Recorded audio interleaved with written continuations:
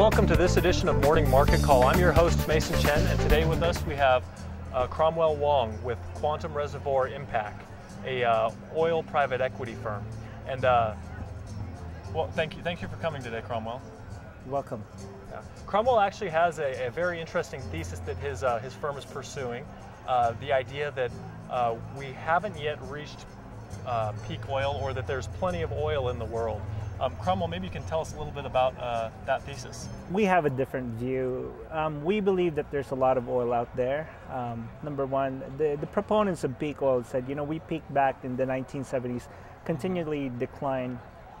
However, recently, just 2 years ago, you actually see an increase again. And the reason for that is because of technology. Mm-hmm. If you think back 20 years ago, what was considered unconventional is now conventional, right? As far as the technologies that are used. Exactly. So as we develop these technologies and they become more commoditized, we're going to be able to extract more oil from the ground. In the US, the average extraction rate is about 30 to 33% of oil, the reserves. Wow. Now, if you just increase that to 40, 50%, then you can basically extract. Now, why did I mention that? The reason why is that, you know, Saudi Arabia, for example, they extract up to 70%. Mm-hmm. They're doing something there, basically, that we're not implementing here in the US. Mm-hmm. Now, the company that I work with, all the guys that the principals, the reservoir engineers in my firm, basically, they've all worked Saudi Arabia. They look at some fields, they said, you know, yes, we can extract more. We can increase the ultimate recovery of this field 10%, 20% more. So we have a different point of view, right? But the industry is saying they're all thinking into this mentality that we're up to the 33%. They come to accept that already. Yeah. Now, let's challenge that for a moment. Why do they think that? Okay? Yeah. First of all, the fact that the energy industry is not incentivized in this country. Exxon, Chevron, and all these major international oil companies, basically, the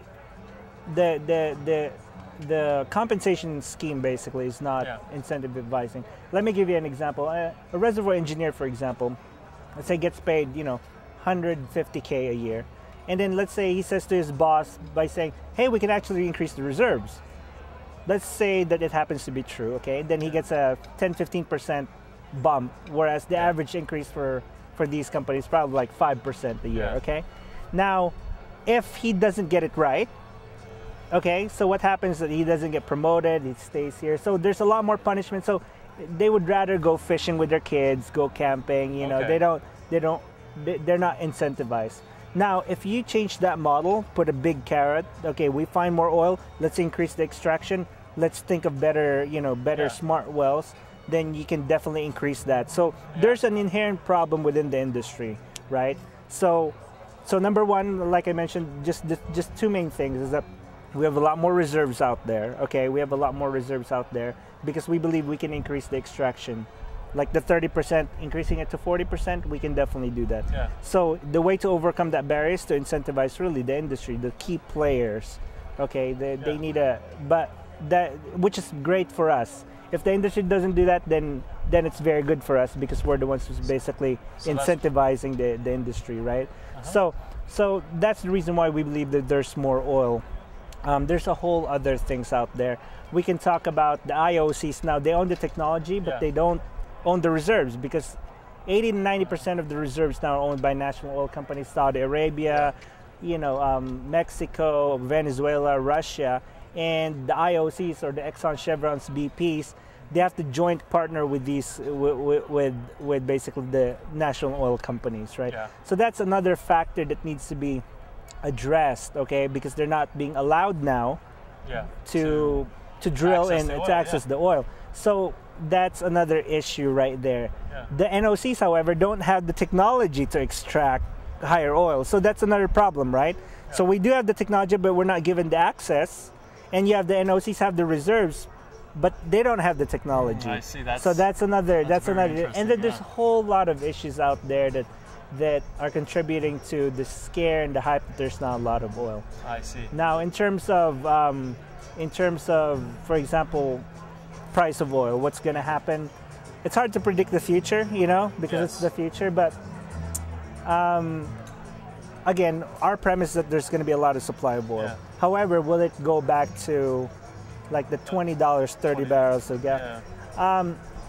My view is that it's our view, my view in particular, having looked at it, it's not going to be the $80, $85 per barrel would be the new case, going forward. That makes sense. And the reasons are basically back, I'd say 30 years ago, or all the way to 80 years ago, the major consumer of oil products was the United States. Yeah. We basically consume about, I think, north of 30 or 40% of consumption, okay? Yeah. There was no China, Russia, or Brazil back then. Yeah. Now it's different, you know. China actually overtook us in consumption. So even if the United States goes down in consumption, you still have China, Russia, Brazil consuming all this oil, right? So there's that demand, complete demand out there, that we believe that oil price will be sustained in the future because of the demand of these other countries that are becoming more and more oil needy, I should say. So, yeah, I think that's a very interesting thesis on oil. Having spent some time in Dubai, definitely you see the incentive for nations to keep oil prices high. Right. But definitely technology and incentivizing the engineers to be more efficient in their extraction methods. Right. Seems like a very plausible, probable case for why there might be more oil than we think there is in the world. Just to kind of add value to that, we have a client basically that I'm not going to name the client. It's it's confidential. But back then, before we came in, their decline rate was just like this. Okay, it's just steep decline. Okay, so with that decline rate, you're going to book a reserves of let's say for example 50 million. Okay, so the world thinks now, oh, we only have 50 million. When we came, okay, we averted that decline. We plateaued it. So those incremental value that we added increased the P1 reserve, okay? Yeah. So that alone, that's a classic example of why we think there's a lot more oil. Yeah. Again, technology, right? The industry has issues.